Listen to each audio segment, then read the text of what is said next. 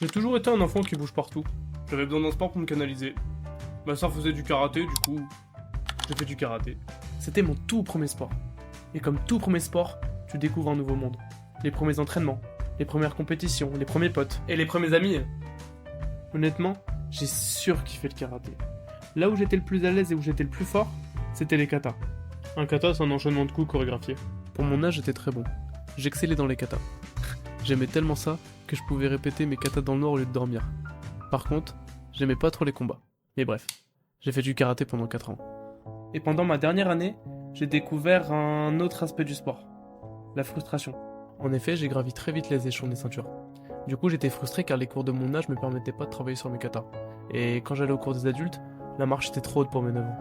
Vous l'aurez compris, faire et refaire des katas en boucle que je connaissais déjà pendant des mois, c'était pas le plus passionnant. J'arrive tout de même à acquérir la ceinture marron cette année-là.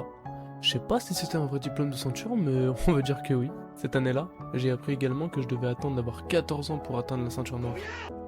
C'est cet ensemble de paramètres qui a fait que je me suis écarté du karaté au profit d'un autre sport, mais bon, ça je le raconterai plus tard.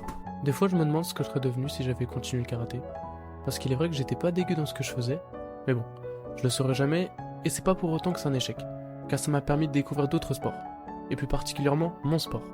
Mais bon, va falloir attendre un peu avant de croiser son chemin.